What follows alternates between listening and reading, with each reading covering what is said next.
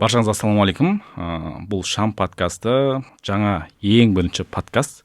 Және де бірінші бүгін қойылым, бірінші съемка.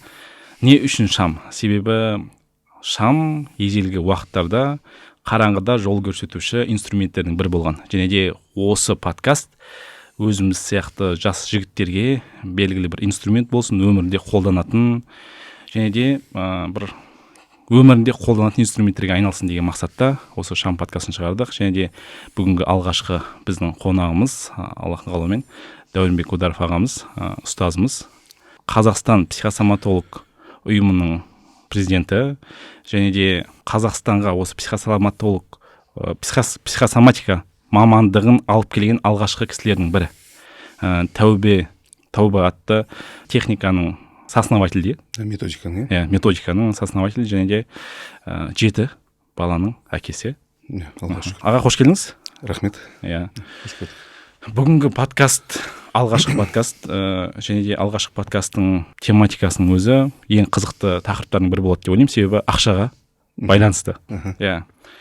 Жалпы ең бірінші сұрақ өте қызық болуы мүмкін, бірақ жалпы ақша деген психологиялық тұрғыда терминді не өзі?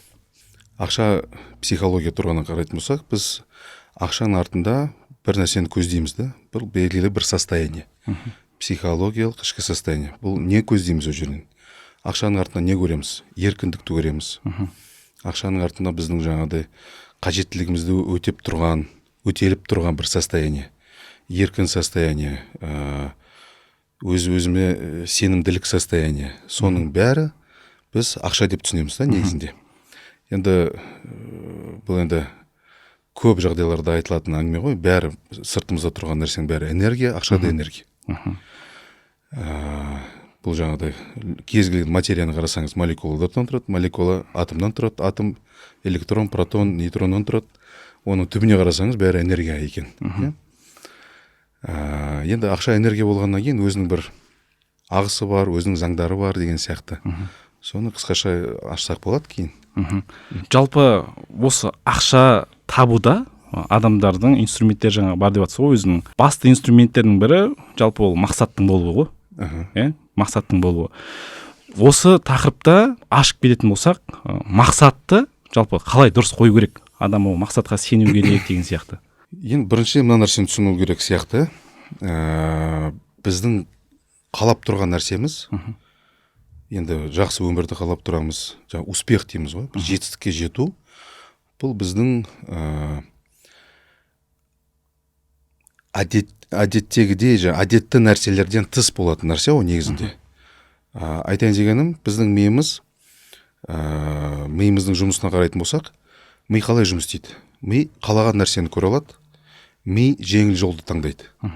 Мысалы, мынандай мысал келтірсек болады. Мысалы, найзағай түскен кезде, ол тіке түспейді ғой былай, ол зигзагообразно түседі былай. Неге олай? Себебі электрический импульс кедергі аз жолмен жүреді. Жеңіл жолды таңдайды.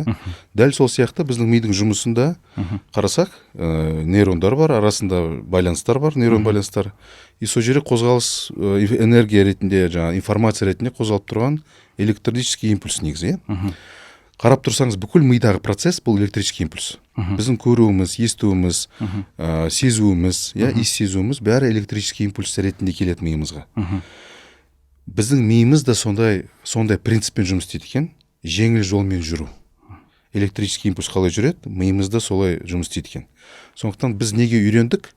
Сол нәрсені ғана таңдап жүреді екенбіз. Сол нәрсені ғана іздеп жүреді екенбіз, жақсы көреді екенбіз, танитын нәрсені ғана. Ал енді біз мысалы белгілі бір дәрежеде мақсатты қойып, ары қарай соған ұмтылмасақ, сол біз үйреншікті емес, әдетте болмаған нәрсеге жетеміз десек, міндетті түрде ол біз үшін қолайсыз, үйреншікті емес, сондай бір состояниеде тұрады. Сол үшін мақсат қоймасақ, и саналы түрде оған жұмысымызды, энергиямызды соған фокус жасамасақ, біз ол жетістікке жету өзімен өзі болмайтын нәрсе. Себебі өзімен өзі қалдырсақ, ми өзімен бұрынғы істеген нәрсені қайта-қайта істегісі келе береді. Ал енді бұдан шығып кету үшін біз нақты бір мақсат қойып, соған жетуіміз керек. Түсінікті. Жалпы осы мақсатқа жетудегі состояниелер ғой, жаңағы ішкі состояниелер, ішкі Иә. біздің состояниеміз өте маңызды екенін түсініп отырық қой, получается. Иә. Және де бізде осы қазір көп состояние өзгертеміз, жаңағы халімізді өзгертеміз, визуализация, одан бөлек неше түрлі терминдер көп. Иә. Және де осы халімізді өзгерту үшін жалпы обязательно психологқа бару керек па, жоқ ол қалай негізі халді өзгерту процесі болу керек адамда? Хал маңызды ғой. Әрине, бұл жерде енді мына нәрсені айтсақ болады. Біздің бүкіл ағзамызды біздің орталық жүйке жүйе басқарады. Біздің миымыз басқарады. Ал біздің миымызды не басқарады? Біздің миымызды психика басқарады. Біздің санамыз, түп санамыз, бейсана процестері. И сол жағынан қарайтын болсаңыз, бұл процестерге сіздің күнделікті қабылдаған шешімдеріңіз, іс-әрекеттеріңіз, бұл сіздің сенімдеріңізге байланған. Мысалы, ғалымдар мынандай исследование жасады. Біздің өміріміз 95% автоматтық түрде бейсанадан басқарылады, түп санадан басқарылады. Мысалы, қазір отырғанымызда, или мына көрермендердің отырғандары саналы түрде былай отыру керек деген ешкім бұйрық бермеген. Просто қалай ыңғайлы солай отырдық. Сол сияқты жүруіміз, оң аяқ, сол аяқ деген приказ бермейміз ғой саналы түрде. Біз автоматтық түрде қайда баруды ойлап, соған қарай бара жатамыз. Сол сияқты 95% өміріміздің бәрі бұл автоматтық реакциялар. Дәл солай, сол көзқараспен қарайтын болсақ, біздің ақшаға жетуіміз, белгілі бір мақсатқа жетуіміз или жетпеуіміз бәрі біздің неге байланған? Ішкі әлемімізге байланысты, сенімдерімізге байланған, біздің реакцияларымызға байланған. Енді сол жағынан қарайтын болсақ, бұл міндетті түрде соған қарай көңіл аудару керек. Жауап бере алдың ба сұраққа? Иә. Именно адамның сенімі өзгерген кезде оның сыртқы халі өзгереді. Иә. Сыртқы халі өзгереді, жаңағы. Иә, ішкі әлем дедік қой жаңа. Ішкі әлем. Иә, ішкі әлем дедік. Бұл ішкі әлем деген сол психиканың ішкі түп сана мен бейсананың ішінде. Мысалы, біз саналы түрде бай болғымыз келеді. Саналы түрде любой адамнан сұрашы, бәрі айтады, миллионер болғым келеді. Ал енді қанша ақша тапқың келеді деп сұрасаң, айта алмайды. Иә? Мысалы, ол үшін не істеп жатсың деп сұрасаң, айта алмайды. Финанстық мақсатың бар ма? Сен ниет қылып қойдың ба бай болам деп? Қанша тапқың келеді бұл жылы мысалы? Айта алмайды. Бұл ненің белгісі? Адам саналы түрде қалаймын деп айтады. Себебі қоғамда бір тренд қой бұл. Бай болу, жаңағыда барып демалыс орынға бару, там күшті машина міну деген сияқты. Ерекше болу адамдарда общий тренд болғаннан кейін бәріміз айтамыз, бай болам, миллионер болам деген сияқты. Бірақ бұл біздің жүрегімізден шығып жатыр ма? Біз шынымен қалаймыз ба соны? Сол сұрақ қой. Егер біз күнделікті өмірде оған еш нәрсе бір әрекет істемесек, оған бір сол бағытта жүрмесек, онда біз қаламаймыз деген сөз. И соны өз-өзімізге ашық айту, соны қабылдау, признавать ету, бұл сол өзгерістің бастамасы болып есептеледі. Жалпы ақша мәселесіне қайтып оралсақ, қазір трендтағы әңгіменің бірі бұл әке-шешеңді қабылдамасаң, ол сенің ақшаңа әсер етеді, ол сенің карьераңа әсер етеді, және де анаңды қабылдамасаң, ол сенің личный өміріңдегі жарыңмен проблема туындауы мүмкін деген сияқты бір әңгімелер жүріп жатыр. Және де бұл не үшін туындаған жаңағы тренд? Бұл негізінде мынадан шығады. Біздің біз сыртқа берген реакция шешімдерді де айттық қой, мысалы 95%. Біздің сыртқа берген реакцияларымыздың тең жартысы біздің өмірлік алған тәжірибеден келген нәрсе емес. Бұл менің әке-шешемнен тектілік жолмен келген реакцияларым. Родология. Иә, родология мәселесін қозғасақ. Мысалы, мен жартылай әкемнен, жартылай анамнан тұрам. Менің 50% әкем, 50% анам. 46 пар хромосом бар, оның 23 әкемнен, 23 анамнан. Менің әкем де сондай, жартылай әкесінен, жартылай анасынан, менің анам да сондай, әкесінен, анасынан. 7-ші атаға шейін менің артымда 256 ата мен әже бар. 7-ші поколениеде 128, 6-шы 64, 32 деп кете береді. Айтайын дегенім, менің қазіргі өмірге деген реакцияларымның тең жартысы менің тектілік жағынан келген. Менің аталарымнан, әжелерімнен, әке-шешемнен келген. Олар қандай реакция берді, мен де сондай реакция беріп тұрмын. Бірақ оны саналы түрде түсініп отқан жоқпын. Менде как будто бұл автомат түрде шығып кететін сияқты. Айтайын дегенім, бұл жерде менің әке-шешемнің өмірімнен мысалы ақшаға деген қандай көзқарас болды, менің ата бабаларымнан қандай бір ақшаға деген қандай қиыншылықтар болды, мысалы тамаққа, мысалы ашаршылық заманы деп айтамыз, сол жерде қалыптасқан бір реакциялар болуы мүмкін да менде. Мен соған қарай автомат түрде реакция беретін боламын. Сол сияқты мысалы біз айтамыз ғой, әке бұл ақша, негізі тек қана әке ғана емес, әке де ана да. Негізі екі түрлі ақшаның энергиясын деп айтатын болсақ, екі түрлі ағысы бар, ағыс түрлері бар деп айтсақ болады. Мужской тип, жаңа еркектік жолмен, жаңа әйелдің жолмен. Еркектік жолмен қалай болады? Мысалы, ер бала дүниеге келген кезде Аллах тағала не дейді, сен бәріне жауаптысың дейді. Ол уже дүниеге келгеннен кейін еркек болып, ол уже жауапты да. Негізінде балиғат жасқа шейін ешкім өзінің жаңағыдай іс-әрекетіне, күнәларына жауап бермейді, кішкентай балдар, бірақ еркек болғаннан кейін ол соған дайындалады. Бұл жауапкершілігі уже сол жақтан келеді да. И Аллах тағала айтады, мен ризық берушімін дейді. Сенен не талап етем, сен ниет етесің да, әрекет етесің. Сенің фокус жасайтын нәрсең процесс, результат емес. Біз не істейміз? Результатқа қарап қаламыз. Результат бізден емес. Біз әрекет жасаймыз, результат бола ма болмай білмейміз. Дұрыс па? Бизнеста да сондай. Дәл сол сияқты ер адамға қойылған бір талап, мақсатты қоясын, ниеттенесің, жүректен шыққан нәрсеңді қабылдайсың, шыншыл боласың, және оған қарай әрекет етесің. Бүкіл энергияны әрекетке саласың. Сөйтіп, бұл еркектік энергияның, ақша энергиясының ағысы деп айта аламыз. Еркектік позиция. Онда еркек ниет етіп, Аллаға сеніп, бәрі Алланыкі деп түсінсе, менікі емес Алланыкі деп түсінсе, Алладан келетін ризық қой негізі. И әрекетке көңіл аударған еркек. Адал жолмен алдыңа келген нәрсенің бәріне адал жасап, до конца істеп жүрсе, бұл еркек ешқашан кедей болмайды. Бұл заңдылық. Енді әйелдің энергиясы. Әйелдің энергия қалай? Қыз бала дүниеге келеді, оған кім жауапты? Әкесі, шешесі жауапты. Енді әкесі жауапты бірінші, әкесі вдруг болмай қалса, Аллаға қайтса мысалы, оған кім жауапты? Әкесінің бауыры, немесе өзінің ағасы и так далее. Еркектер сол әулеттің. Олар болмай қалса, егер күйеуге шықса болса мысалы, қыз, кім жауапты? Күйеуі жауапты.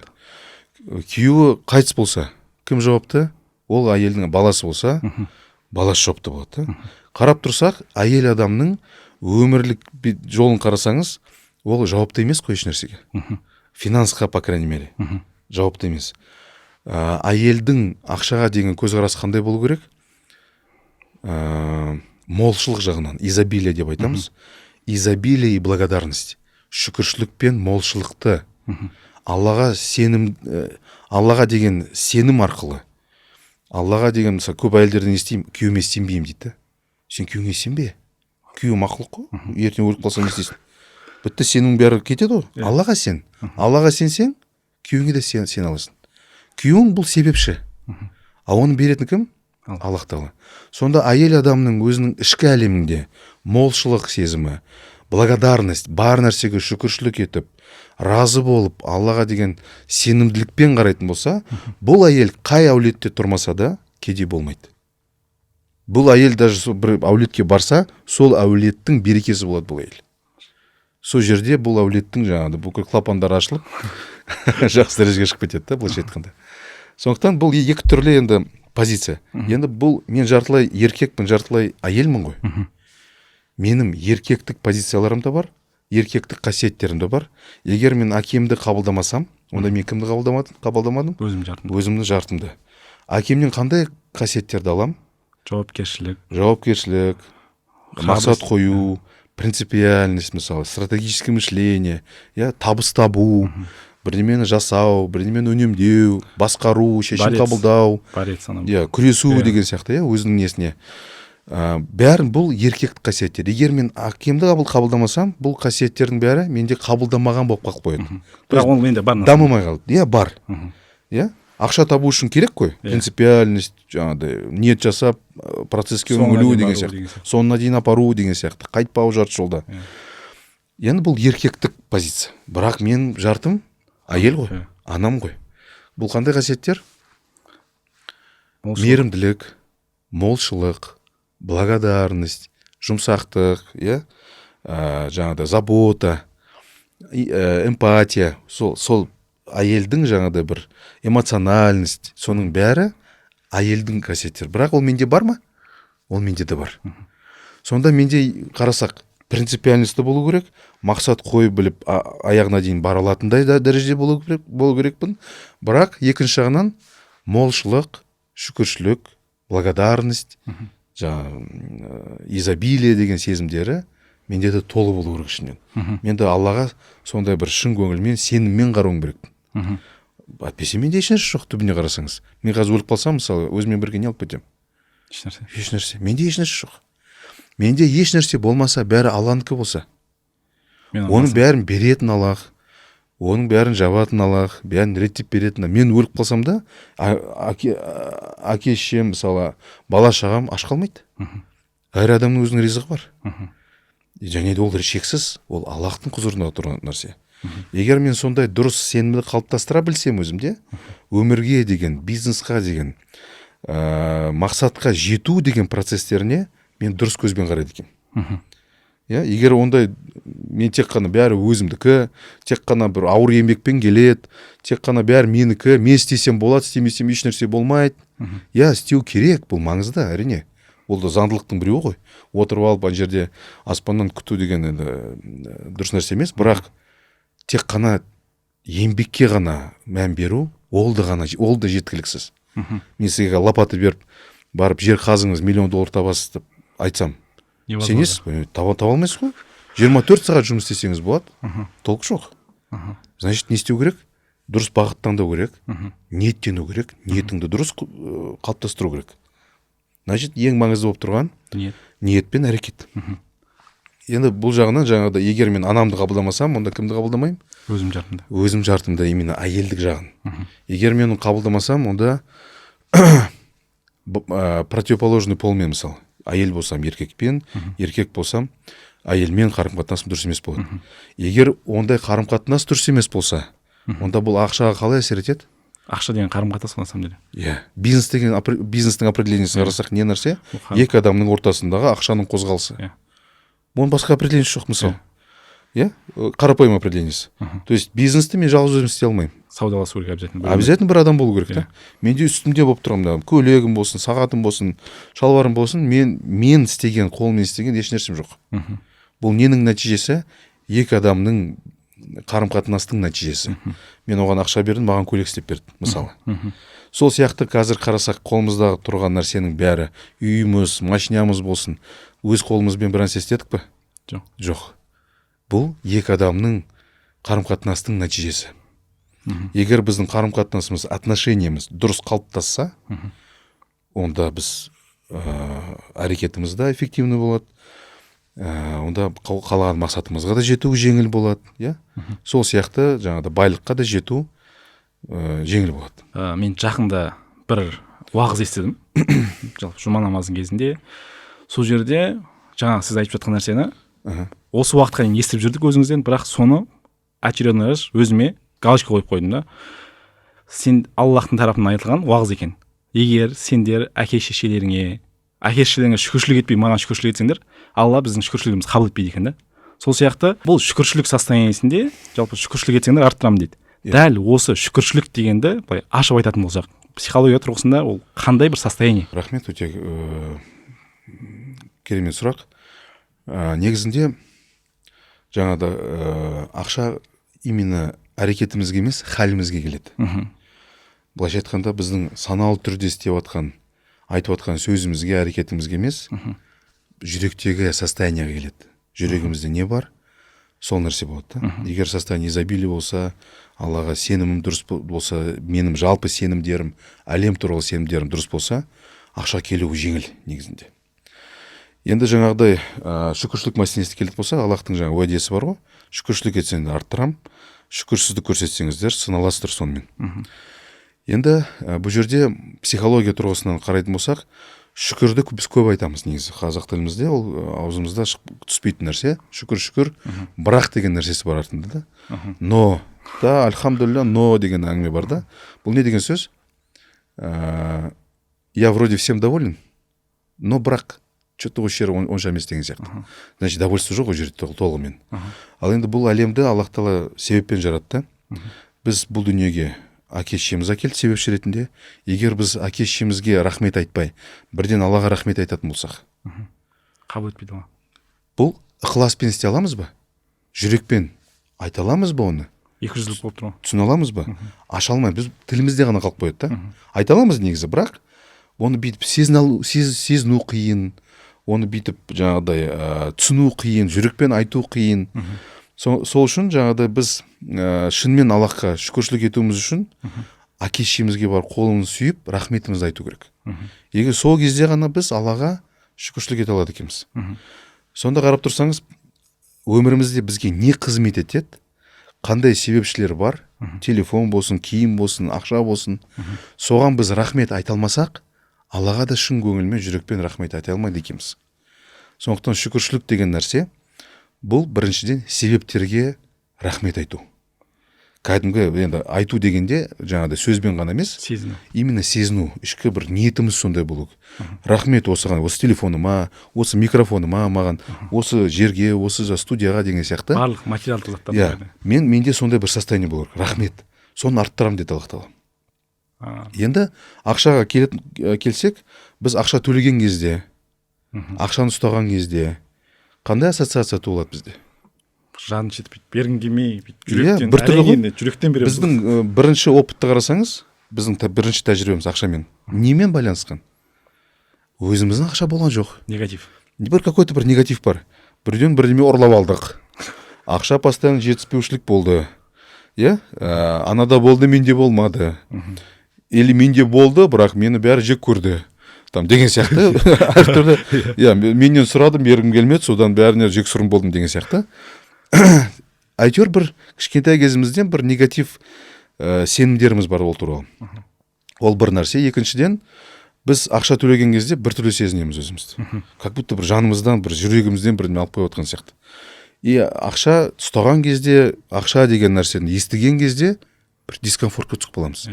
Потому что постоянно бір жетіспеушілік, қорқыныш, ертең бітіп қалса, аштан өліп қалам, бірдеме болып қалады, әйтеуір. Бір қорқыныш бар да, фоновый. Бұл шүкіршілік состояниесі ма? Жоқ. Әрқайсыларыңыз өзіңізге сұрақ қойыңызшы. Осы состояние шүкіршілік состояние ма? Жоқ.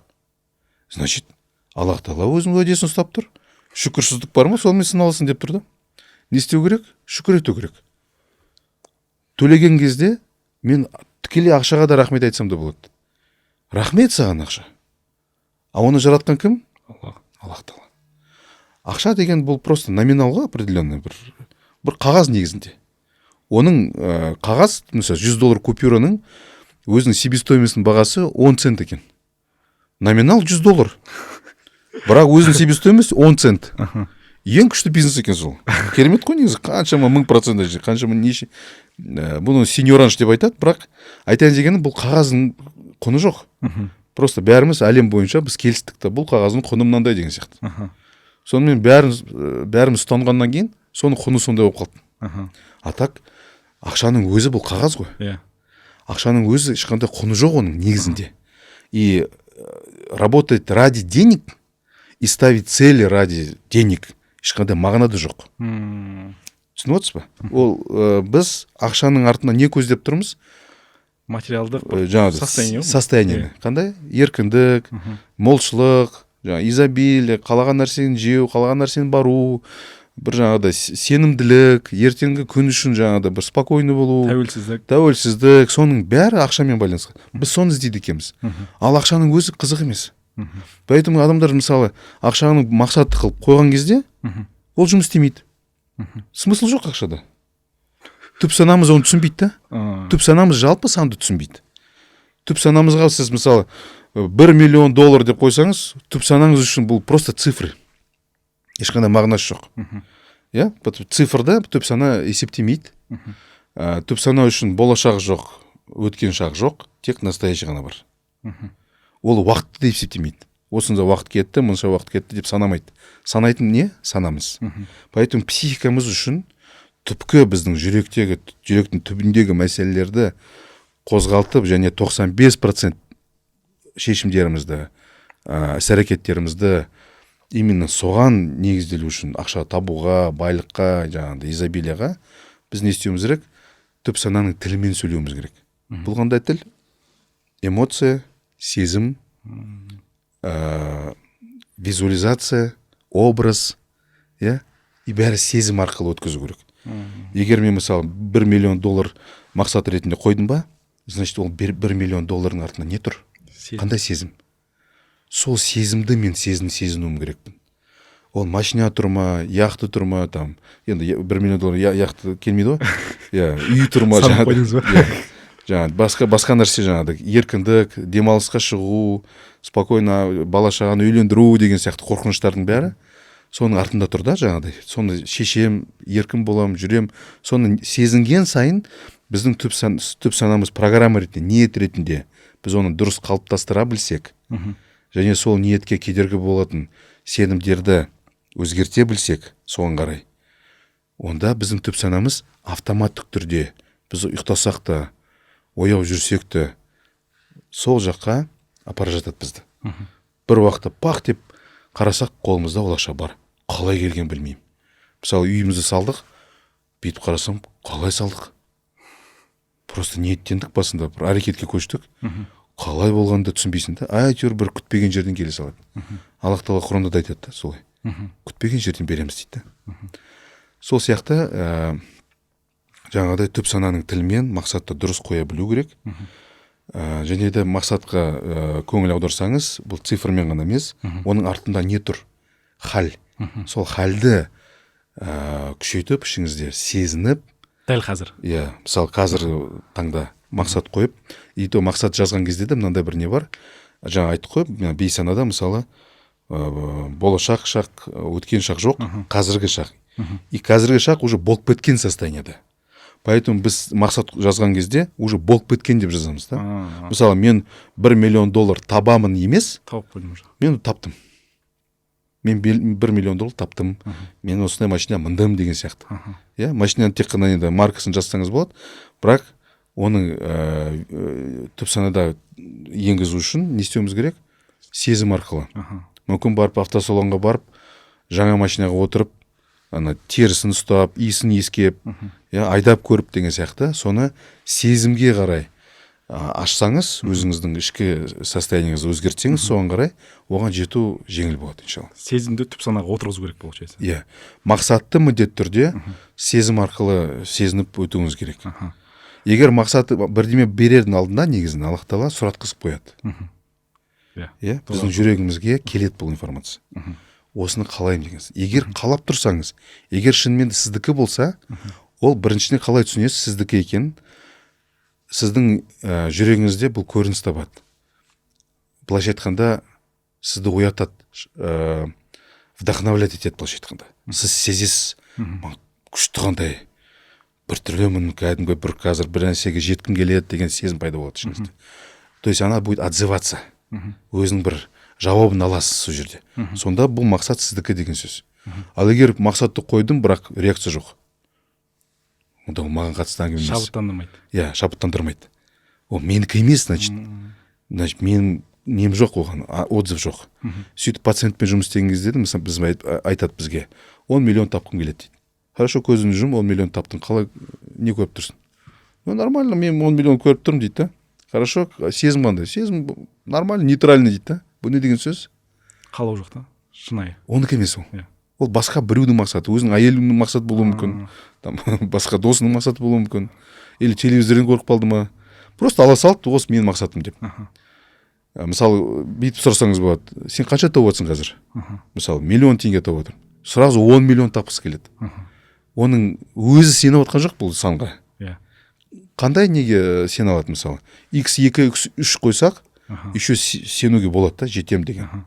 Ал X10 ауыр. Сену ауыр. И егер бұрын оны тапқан болса, онда жеңіл. Қабылдай алады. Сен мида ол опыт бар. Ал егер мүлдем болмаса ондай нәрсе. Оның хабар да жоқ 10 миллион не нәрсе екен. Или біздің бір бауырларымыз бар, $1 миллион деп айтады. 10 миллион, 100 миллион доллар.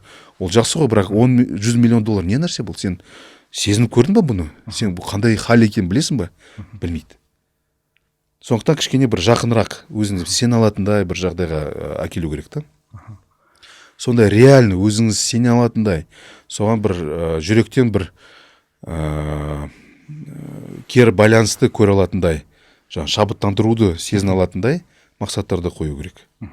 Сезімдермен дұрыс жұмыс жасай алу керек қой, получается. Жалпы мен осы уақытқа дейін X10 өсіп көрдім, жаңа сіз айтқандай қылып. Енді қазіргі жаңағы цельді жаңағы айтып отырсыз ғой, өзімнің мақсат деп. Мақсаттан яғын кезде андай бір состояние болады да. Жаңағы целің бар, үлкендеу, тағы X10 өшкің келеді. Бірақ анау кішкентай бала үлкен бір нәрсені жасаған кезде ол өзіне сенбейді ғой. Сол сияқты сондай бір халдер болады адамдарда. Негізі ол хал нормально ма жоқ, либо ана бір подсознанияның бір тоже блогы ма бұл. Жаңағы сенің үлкен целің бар, үлкен мақсатың бар. Бірақ сен әлі өзің кішкентай сияқтысың ол мақсат үшін. Сондай бір сезімдер болады ғой адамдарда. Сіз жұмыс жасадыңыз ба, осындай бір практикада болды ма, және де ол подсознанияның блогы ма, жоқ ақырын өскен негізі дұрыс па? Енді бұл мысалы мына мақсаттың қаяқтан келгенін түсінсе, егер ол действительно менікі жүрегімнен шығып тұрса, менің жаңағыдай жүрегім реакция беріп тұрса сол мақсатқа, онда ол менікі ғой, даже жетпесем де мысалы. И бұл жерде ең маңызды мәселе жаңағыдай ниет дедік қой. Ниет, мақсат, ниеттеніп мақсатты қойдық, и одан кейінгі ең маңызды мәселе мақсатты контроль жасамау. Шартсыз. Біз көбінесе не істейміз? Мақсат қоямыз, и сол мақсатты қайта контроль жасай береміз. Қаншалықты жеттік, қаншалықты болды ма, болмады ма, қашан болады, что-то бір уақыт өткен кезде уже энергияда таусылды, ойлай берген келмейді уже, настроение түсіп жатыр. Ол дұрыс емес нәрсе да. Не істеу керек? Мақсатты қойдыңыз, Аллаға тапсырдыңыз, тәуекел етіп, процесске өңіліңіз. Бүкіл энергияны сол процесстің оптимизациясына көңіл аударыңыз. Сөйтіп, пақ деп қарадыңыз, жеттіңіз. Мысалы, жақында, Құдайға шүкір 2023 жылымыз бітті. Сол қайттан бұрын жазған бүкіл мақсаттарымызды шығарып қарасақ, жазған нәрсенің бәрі шығып тұр екен. Бірақ ол қалай болды? Сол кезде біз жаздық, ниеттендік, Алладан сұрадық, и ұмыттық. Есімізден шығып кеткен. Просто процесске үңілдік. Енді барып ашып қарасақ, бәріне жазған нәрсені по пунктіне бәріне Аллах Тағала жеткізген екенбізді, Құдайға шүкір. Айтайын дегенім, егер біз қайта соған оралып, қайта қарап, недовольны болып ана жерде, ой, что-то болмай жатыр, что-то қалай сезек екен деген сияқты. Сондай, в общем, бір орта жолды ұстап қалу керек та бұл жерде. Энергияны көбінесе процесске үңілту керек. Сол кезде жете аласыздар. Шарт қоймаңыз. Егер мен процессті, егер результатты мен қадағалап тұрсам, мен Аллаға бір шарт қойып атқандаймын. Именно осылай болу керек, вообще басқаша емес деген сияқты. Ондай кезде болмайды, скорее всего. Негізі келесі сұрағым осы шарт туралы еді. Жауап беріп қойдыңыз. Және де жаңағы біз осыдан алдын сөйлескенбіз, негізі осы темаға жаңағы айтып кеттік қой, сіздің бір программамен жасадыңыздар оны. Соны ашық айта аламыз ба, және де чтобы адамдарға осы жаңағы мақсаттарын қою үшін, дұрыс қоя алу үшін, ол инструмент қой белгілі бір. Айта аламыз ба, және қандай программа, қалай дұрыс жұмыс жасау керек деген сияқты. Кішігірім. Қандай программа туралы айтып отырсың? Жаңағы курс па? Или методика ма? Жаңағы X-Mind деген программаны ғой. Қандай инструменттер бар? Қандай инструменттер бар, және де соны мен де қолданып көрдім. Кеше сіздердің әңгімелеріңізден кейін сразу отырып, где-то бір 3 сағатымды бөліп, арнайы сонымен отырып, жаңағы жұмыс жасап көрдім. Өте оңай екен да, себебі ана жерде тараулар бар деген сияқты. Енді мақсатты жаңағыдай нақты ашып, бүкіл планға айналдыру, күнделікті бір мақсатқа айналдыру үшін әртүрлі инструменттер бар. Соның біреуі MindMap деп айтады. X-Mind деген программа бар. Сол жерде жаңағыдай бір мақсатты қоясыз, и қандай варианттар бар.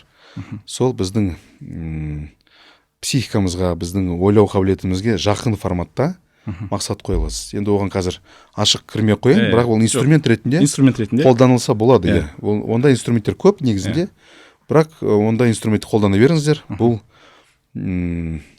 себеп қой? Себептерді жасау керек. Ол да Алланың туындатқан бір себебі ғой негізі. Пайғамбарымыз саллаллаху алейхи хадис бар ғой, егер сендер дұрыс тәуекел еткен болсаңыздар дейді, сіздер құс сияқты болатындар дейді. Таңертең аш қарынға ұшып, кейін қайтқан кезде тоқ қарынмен келесіздер дейді. Сол сияқты бізде де сондай. Тәуекел деген не нәрсе? тәуекел деген қолымыздан келгенше бүкіл себептерді жасау, қалғанын Аллаға тапсыру. Результатқа мүлдем Результат бізден емес. Любой результатқа дайынбыз. Бірақ егер шын көңілмен сондай бір состояниеда болсақ, біз процесске үңілетін болсақ, онда оның берекесі болады. Жаңа процесске үңілу жалпы көп депрессияға, стресске алып келіп жатады. Байқаймыз ол нәрсе негізі именно мен жалпы бұл әңгімені не үшін бастадым, себебі енді бізде бизнесте жүрміз, жаңа кәсіпте, и сіздермен көп жұмыс жасаймыз осы форматта. Бізден осы именно психосоматиканы оқыған себептің бірі де осы өз халімді реттеу болатын. Және адамдарға қазір Аллахтың қалауымен көмектесіп проработкалар жасап жүрік. Дәл осы кезде мен байқағаным, бизнесқа келген себебім на самом деле бизнесте жалпы стабильность бар деп ойладым мен. Жаңағы стабильность ол сенің мақсатыңа жетесің, потом ар жақтан сразу ана бір розовый очки киіп алып бәр нәрсе болып кетеді деп ойладым. На самом деле бизнес бұл тоқтамайтын процесс екен. Тоқтамай дамисың. Және ол жерде тауының басына шығасың, қайтадан түсесің, депрессияға кіресің. Сұрайын деп жатқаным, негізі депрессия бұл на самом деле адамға инструмент қой. Ауру сияқты. Ауру да инструмент қой, өзіміздің бір белгілі бір кемшіліктерімізді түзеу мақсатында. Және де осы жерде психосоматиканы ана бір егер 8 көз жақ ауыратын болса, бұл кедейшіліктен қорқу деген сияқты. Егер мен кедейшіліктен қорқатынымды былай осознавать етпесем, былай кәдімгі осознанно білмесем, мен ауруым арқылы біле алады екенмін да сонда. Аллахтың бұл беріп қойған мейірімдері ғой на самом деле. Біздің негізі психосоматика бойынша қарайтын болсақ, кез келген симптом, кез келген ауру, бұл сыртқы ортаға бейімделу процесі. Бізге ол не істейді? Оқу үшін берілген. Қай жер кем болып жатыр, қай жерде дұрыс емес жасап жатырмын, қай жерде өзіме әділетсіздік жасап жатырмын. Сол арқылы біз не істейміз? Түсінеміз, соған көңіл аударамыз. Белің ауырса мысалы, просто так жүре алмайсың ғой? Обязательно. Сразу ойланасың, так, не үшін келді бұл маған? Қандай себеппен? И зерттей бастайсың. Негізі жалпы позвоночниктің ауырғаны бұл өзімізге бір көтере алмайтын жүкті артқанымыз. Жалпы алған кезде, не үшін? Болашақ үшін, ақша үшін, бір біздің емес жауапкершілікті алу үшін. Мысалы, үйде әйелдеріміз бүкіл семьяның жағдайын өзіне артып алады да. И жауапты деп есептейді өзін. Не істейді? Оның позвоночнигі ауырады, сколиоз болады, остеохондроз болады, постоянно арқасында бір түрлі сезімдер болады, мойнында проблем болады, белінде проблем болады, қорқыныштар пайда болады да. Жалпы бұл біздің ағзамыздың бір индикатор сияқты көрсетіп тұр бізге. И соны шешу арқылы біз өзгереді екенбіз. Соны шешу арқылы тәубеге келеді екенбіз, түсінеді екенбіз көп нәрсені. Сөйтіп Алланың мейірімімен Аллах Тағала өзі бір әкеле жатады, тәрбиелеп бізді. Себебі жаңағы бизнесті айтып келдім, бизнесте постоянно өзгеріс болады, бір процесстен екінші процесске жыл сайын жалпы жаңалықтар көп қой. Енді осыған көмектескен методиканың бірі жалпы бизнесте өзгеруге, өзімді өзгертуге, белгілі халдерімді өзгертуге көмектескен методика жалпы сіздер құраған, Аллахтан беріп қойған инструмент қой. Тәубе. Тәубенің жалпы шығу тарихын кішігірім айтып кетсеңіз. Тәубе методикасы негізінде бұл психологиялық практикамен шариғи білімдерінің қосылған бір нәтижесінен шыққан бір методика. Енді жалпы психологияға да, жаңа тәубе методикаға да біз қалай келдік? Өз қиыншылығы арқылы келдік та. Өзінің проблеманы шешу жолында жүрген кезде біз енді әр адам өзіне бір қалыпты сұрақ қояды. Не үшін? Неге маған? Неге осындай түрде? Мен не істеп қойдым? Сөйтіп жаңағыда өзім кінәлі болып қалдым ба? Бұл жаза болып келді ме маған? Деген сұрақ зерттеп қарасақ, Аллах Тағала жазаламайды екен бұл өмірде. Аллах Тағала бұл өмірде бірден күнә үшін жазалайтын болса еді дейді, бұл өмірде адам қалмайтын еді дейді. Значит, бұл жаза емес екен. Сосын бұл сынақ деп, сынақ негізінде, бірақ Аллах Тағала мені сынап отыр, мен бұны істей аламын ба, істей алмайын ба, мен оны істеймін ба, істеймін, шыдайын ба, шыдамайын ба. Аллах Тағала білмейді оны. Күретамыз жақын бәрін сезеді. Аллах Тағала бәрін білуші, немен аяқтайтынымызды біледі, тағдырды жазған Аллах Тағала өзін заранее біліп тұр бәрін. Сонда получается білу үшін емес та. Енді соның бәрін зерттей келіп, мысалы аяттарды оқып отырып түсіндік та, бұның бастапқы мақсаты біздің өзімізге жасаған зұлымдықты, күнәні тоқтату үшін беріледі проблема. Ол біздің бір индикатор сияқты. И бұл біздің өсу нүктеміз. И тәубе арқылы біз не істейміз? Аллаға жақындаймыз. Бұның бір ғана шарты, өсудің бір ғана шарты бар, тәубе ету. Басқа вариант жоқ. Енді басқа бір орысша покаяние деп айтады, работа над ошибками деп айтады жаңағыдай бизнеста. Бірақ оның түбіне қарасаңыз, ең идеальный форматы, толықтырылған формат тәубе. Аллах тағала оны инструмент ретінде көрсетіп берген. Енді бұл методиканы біз сабақ өткіземіз. Методика тек қана жаңағыдай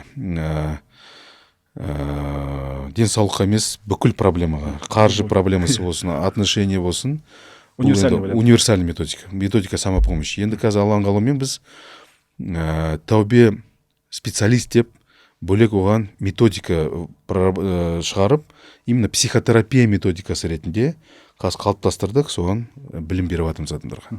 Бірақ ол керемет методика, енді өздеріңізді қолданып көргенсіздер. Постоянно. Күнделікті. Бұл определенный способ мышления.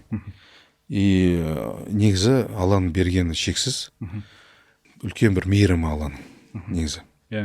Ана осы тәубеге байланысты Юнус алейхиссаламның киттің ішіне түсіп кеткен оқиғасы бар ғой, сол жерде өзімізге зұлымдық еттік дейді ғой, Аллахым кешір деген сияқты. Сол нәрсе сразу еске түсті да. Негізі Алла проблеманың басында, аяғында уже беріп қойған бізге. Просто біз ана жерде басына кіріп, және де аяғында тәубе арқылы шығып, келесі этапқа Аллаға жақындай беруіміз керек. Ең оңай, ең өте қарапайым вариант. Ең дұрыс вариант қой өзіне. Или по-хорошему поймешь, или все равно поймешь, да? Бірақ ертерек түсінсең жақсы енді. Өзің бір қайырлы уақытында болады ғой бәрі. Жалпы ана бір кітаптарды оқи келе, негізі любой жаңа критический моменттер бізге ең жақсы ситуацияларды алып келеді. Жаңа точка деп айтып отыр ғой. Точка, өсу точкасы. Мынау Жапонияның несі бар ғой? Историясы. Хиросима Нагасакиге атомный бомба тастағаннан кейін, 17 жылдан кейін уже 200 км/сағатпен жүретін пойыз шығарып қойған. 19 жылдан кейін жаңағы уже олимпиада өткізіп жатыр. Бірақ егер анау болмаса, бұлардың өсу точкасы болмайтын бет жаңағы ең критический момент болмаса, кризис болмаса, сол сияқты біздің өмірімізде депрессия, стресс, кез келген нәрсе, кез келген қиыншылық, на самом деле бізді қинау үшін емес, бізді жаңағыдай жазалау үшін емес, өсіру үшін. Өлу үшін емес, өлтіру үшін емес, құрту үшін емес, өсіру үшін. Неғұрлым бұны ерте түсінсек, и бұны позитив жағынан, Алланың нығметі жағынан, Аллах Тағала бізге тек жақсылықты тілеп отқанын сеніп, дұрыс ақидамен, дұрыс сеніммен оны қабылдайтын болсақ, бұның бәрі біз үшін опыт, тәжірибе. Бұл бәрі біз үшін ресурсқа айналып кетеді. Осы ресурс демекші, например, сізде жаңа басыңыздағы проблемалар болды ғой енді көп. Осы сіздің белгілі бір қазіргі хит сөздің бірі эксперт болуыңызға әсер етті да. Алла сізді уже эксперт қып, например, ана жақтан бастап дайындап келе жатыр. Сол сияқты әркімнің қазір басында, камераның ар жағында отырған адамдардың бәрінің басында белгілі бір проблемалар бар ғой.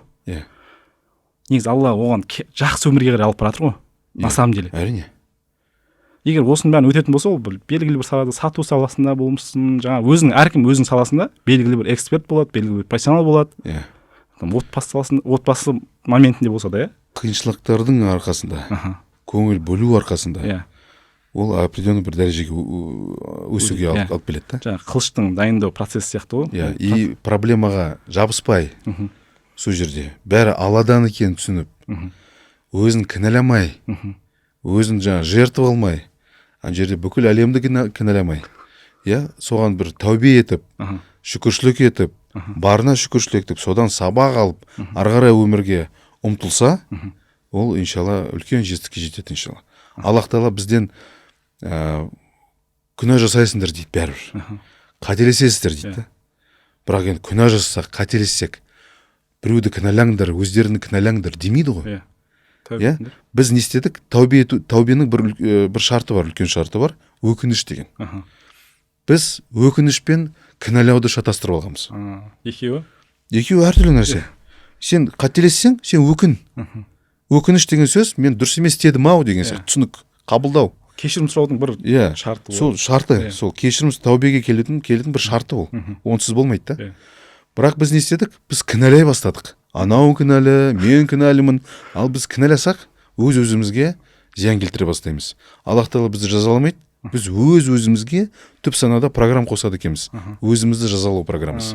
Саботаж басталады, өзімізге зиян келтіреміз, керек емес нәрсені жасаймыз, ақша табатын жерде таппай қаламыз. Себебі мен кінәлі болсам, мен байлыққа лайықпын ба? Жақсы бақытты өмірге лайықпын ба? Бітті. Сол жерде бұл менің программама айналады да. құлдырау программасына.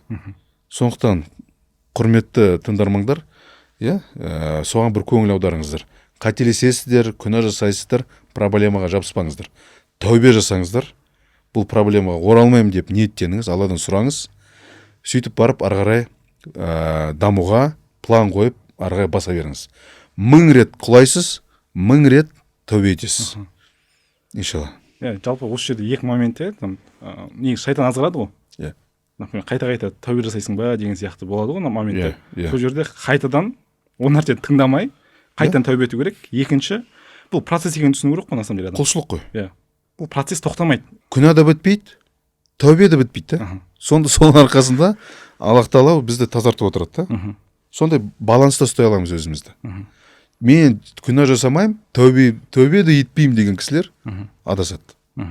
Жалпы өте керемет подкаст болып отыр. Мен өзім қанша рет естісем де, все равно өзіңе қажетті информацияны алып аласың. Жаңадан естіп оқыған тыңдармандар мүлдем көп информация алды деп ойлаймын. Жазып отыратын бір не болып тұр ғой, бұл подкаст болып тұр ғой. Алла берсе. Одан кейін бір соңғы сұрақтардың бірі, жалпы жаңағы тәубеге келдік, өсу процесін түсіндік, стресспен шығудың, өзіңді кінәламауды түсіндік. Енді жалпы осы жерде бір садақа мәселесі, жалпы психологияда да бұл бар. Жалпы исходящий поток деп айтасыздар оны, жаңағы беру керек обязательно. Дәл осының мен алдында сізге осы сұрақты негізі жеке сеанста, жеке консультацияда қойған болатын. Мен адамдарға ақшалай көмектесіп бастадым. Получается, спасательдің ролін қосып жібердім да. Дәл осы жерде осы бір идеальный баланс болмай қойсын, бірақ сол идеальный балансқа ұмтылатын бір нелер бар, лайфхактар. Сол лайфхактарды айта кетсеңіз, қандай исходящий потоктарды дұрыс жасау керек? Қалай беру керек дұрыс? Енді бұл жерде бәрі ниетке тіреледі ғой. Сіздердің амалдарыңыз, пайғамбарымыз саллаллаху алейхи вассалам айтқандай, ниеттеріне қарай жазылады дейді. Ниетіңізді дұрыстаңыз. Егер адамға неғұрлым пайдалы болсаңыз, сыртқа берген пайдаңыз неғұрлым көп болса, соғұрлым оны несін аласыз да. Жаңағыдай қайтарымын аласыз. Бәрі баланста ғой. Бәрі баланста тұр. Сондықтан жаңа алмасу заңы өте маңызды. Мысалы, ақшадан проблем болған кезде ең бірінші қадамыңыз исходящий поток деп айтамыз. Сыртқа шығатын пайдаңыз күшейту керек.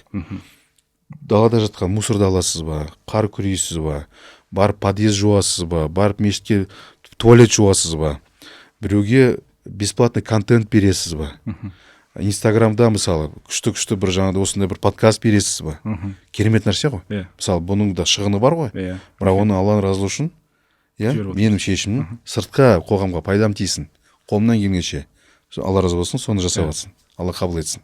Соны істеген сайын, күшейткен сайын, бұл нәрсе міндетті түрде Аллах Тағала әл-әділ ғой. Бұл балансты орнатады сол жерде. Сондықтан енді бұның несі жоқ, шегі жоқ. Бірақ бұл жерде тонкий момент қандай?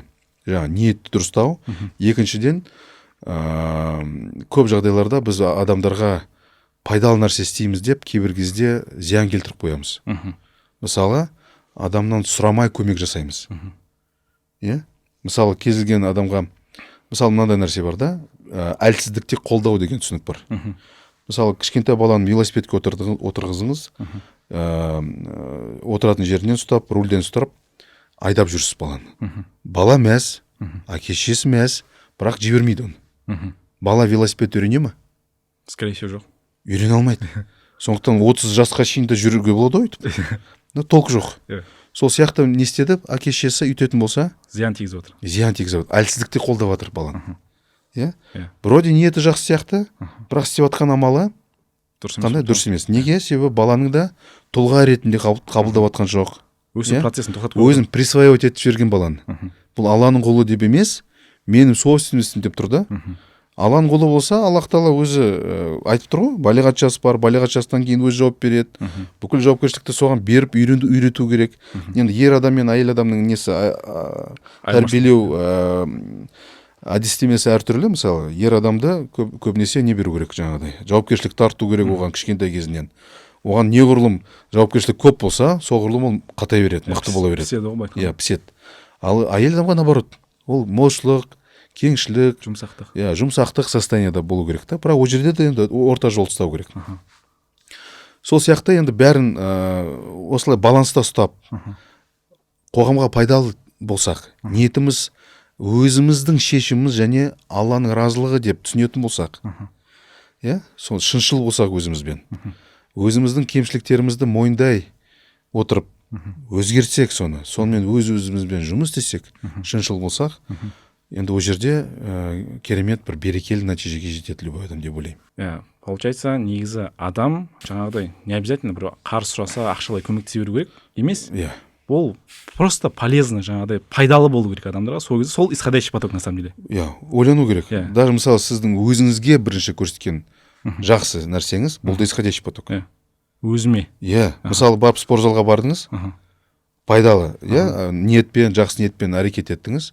Монша болсын, бассейн болсын, мысалы, спорт үшін, денсаулық үшін, ол да исходящий поток. Иә.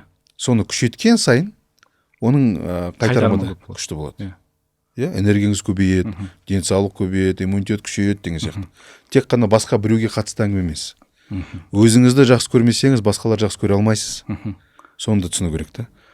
Өзім деген не только менің емес, получается, менің айналамдағы әйелім, әке шешем, бала шағам, соларға ең бірінші, сіздің неңіз бар еді ғой айтқаныңыз, ең бірінші жаңағы өзіңе, потом жаңағы әйеліңе ол тезірек қайтады деп, ол кәдімгі жазылған. Бұл хадис қой, бұл достоверный хадис. Ничто так не увеличивает благо от Аллаха, ничто так быстро не возвращается, как благо от Аллаха, как налаженные родственные связи дейді. Туыстық қарым-қатынас. Ең күшті, ең керемет садақа бұл өзінің жақындарына, жанұяңа берген садақа. Әйеліңе, бала-шағаңа, әке-шешеңе, бауырыңа. Біз көбінесе сыртқа қарай қарап отырамыз ғой. Өзімізге жоқ, басқаларға беруге дайынбыз да. Негізі ондай емес. Бірінші өзіміздің мұқтаждықтарды. Иә, бірінші өзіңіздің туысқандарыңыз жетіп алыңыз. Өзіңізге көмектесіңіз, өз үйіңізді жетіп алыңыз, әдемі болсын мысалы, иә. Ары қарай басқаларға көмектесе аласыз. Өзіңізде жоқ нәрсені басқаға қалай бересіз? Осыны шатастырып алады адамдар, негізі бұны жаңағы эгоистікпен шатастырып алып жатады. Ол эгоистік емес. Эгоистік емес. Неге? Эгоизмді негізі біз тек қана бір жаман жағынан көреміз ғой. Эгоизм керек қой адамға. Егоизм болмаса онда сіз кім болып кетесіз? Өзіңізді ойламасаңыз. Онда психолог тұрғыда бір, шошқа болып кетесіз. Былайша айтқанда жақсылыққа апармайды. Орта жол ұстау керек. Біздің нәпсіміз ғой, суперэго деп айтамыз, мысалы. Оны орта жолда ұстау керек негізінде. Бұны на конце өлтіре алмайсыз да, бірақ жаңағыдай семіртіп алуға да болмайды, крайность дұрыс емес нәрсе. Сол сияқты бұл жерде ниетпен Аллах Тағала көрсетіп қойды ғой негізінде. Не халал, не харам екен, не жақсы, не жаман екен ажырата аламыз ғой негізінде. Аллах Тағала соны беріп қойған.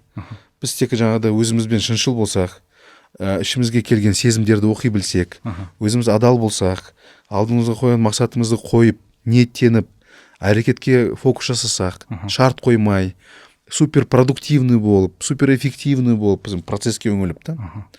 Егер сондай процессте жүрсек, жеңіл, өзімізге присваивать етпей, менікі деп тұрмай, бәрі Алланікі, жеңіл. Онда мен қолымда $1 миллиард болса да, мен жеңіл қараймын. Енді менде болған жоқ әлі, бірақ сөйтіп ойлаймын деп қойсын. Егер Алла нәсіп етсе. Сондықтан сол жолда жүрсе, бәрі гармонично, ары өзін тұлға ретінде дамытылады. Жалпы ең соңғы сұрақ болсын. Ең соңғы сұрақ, енді айтып кеттім басында. Жалпы сіз осы уақытқа дейін қанша консультация өткіздіңіз? Және де миллиардерлермен де сізде опыт болды. Миллиард жаңағы теңгемен обороты бар адамдармен. Енді, скорее всего, қазір көбісі қарапайым адамдар қарайды ютубтан. Білмейміз енді, бір Алла біледі. Жалпы осы қарапайым адамдармен жалпы миллиардерлердің жаңағы разницасы, психологический состояниесі, психологический халі деп айтайық, одан бөлек жаңағы қабілеттері, қасиеттері қандай? Негізі бір кішкене бір аналитикалық көзқарас болса. Енді сөзін шыны керек, бұны нақты мына түрде именно зерттеп көрмеген, бірақ қазір ойлап жатсам, енді бірінші нәрсе өте бай кісілер тәуекелшіл болады. Тәуекелшіл. И іске бағытталған, процесске бағытталған. Өте көп әрекет жасайды. Қабылдаған шешімнің және әрекеттің арасында өте аз уақыт. Көп байқағаным көп проблемаға жабыспайды мысалы. Мысалы, мынандай бір көрініс болды. Бір обсуждение жүріп жатыр. И пәленбай ақша мысалы проектте жүрмей қалды. И бұл кісілер бүйтіп айтады да. Ладно, тренинг дейді да. Давай, все, бұл теманы жабайық, оралмай қояйық, энергиямыз көп алып қойып отыр. Давай басқа бір жақсы нәрселерге көшейік дейді да. Бірақ ана жерде $1 миллион мысалы. сондай бір жеңіл процесте да. И олар үшін бұл ақшаның меніңше бір отношениесі басқа ақшаға. Олар ақша инструмент ретінде көреді. Иә, жаңағыдай. Жүрекке салмай. Иә, жүрекке бір қатты жоқ уже, кіріп жатқан жоқ. База потребность жабылған, опыты бар, пәленбай, уже түсінігі басқа да. Біз не істейміз? Жүрекке кіргізіп аламыз ғой ақшаны. Қарапайым адамның негізі бір вот қазір парадокс ретінде естілетін шығар, бірақ кедей адамдардың ішінде тәкаппар адамдар көбірек байларға қарағанда. Иә, оны нақты 100% деп айта алмаймын, бірақ менің түсінгенім бойынша. Процентінің соотношение көп қой. Нәпсі құтырған да, бізде неге ақша жоқ? Біз көкірегіміз күшті да. Мен білем деп шығамыз. Сұрай алмаймыз. Сұрамайды біледі ғой енді. Сұрай алмайды.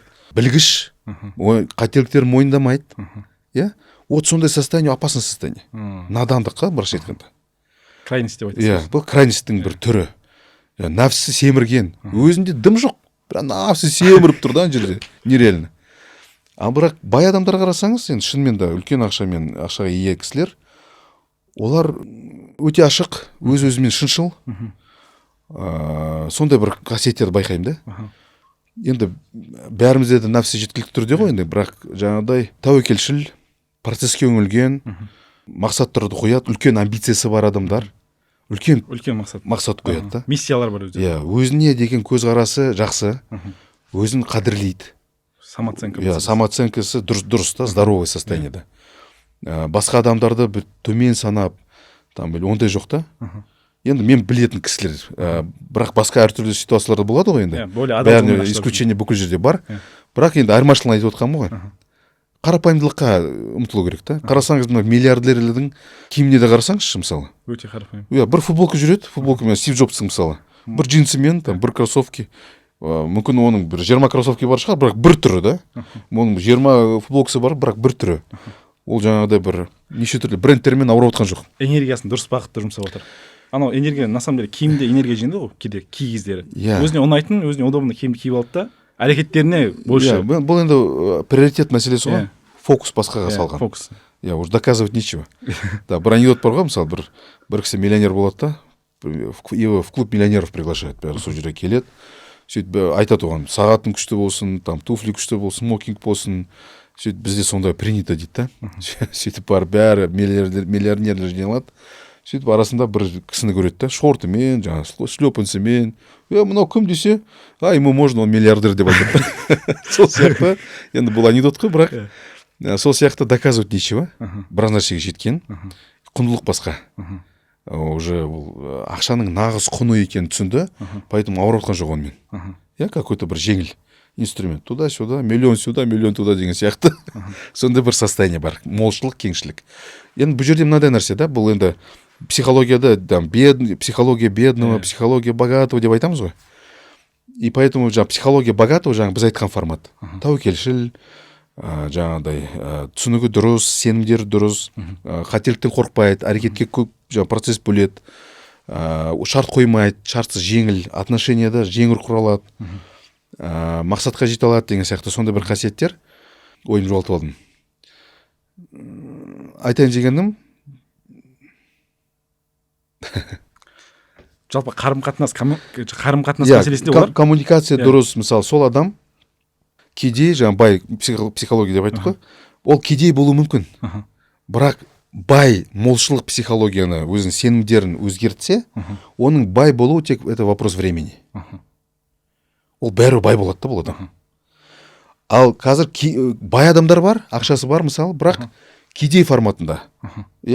Жаңағыдай процесске емес, результатқа, тәкаппар, тағы басқа деген сияқты, сондай бір кемшіліктеріне көңіл бөлетін, энергиясы көп кететін, шүкірсіздік бар, адамда тәкаппар. Это бедная психология, бай болса да, оның кедей болуы вопрос времени. Түбінде бәрібір сол кедей болады да ол. Поэтому бұл жерде кедей мен байдың бастапқы айырмашылығы бұл ішкі жүректегі, ішкі әлемнің айырмашылығы, халінде. Ақшада емес, ақша болуы мүмкін, бірақ уақытша. Немесе кедей болса, уақытша ғана ақшасы жоқ. Бәрі бай болады ол. Сондай сияқты да. Получается, негізі түптің түбінде ең бастысы ниет, хал, әрекет. Ол результат вообще Иә. важный емес. Иә. Және де ол біздіңкі емес. Әрекеттің өзі кей кездері қатты маңызды емес негізі. Иә, себеп қой. Иә, себеп. Әрекеттің нәтижесінде болып отқан жоқ бұл Иә. нәрсе. Бұл себеп та. Аха. Қараңызшы, мысалы көп адамдар намаз оқиды мысалы. Аха.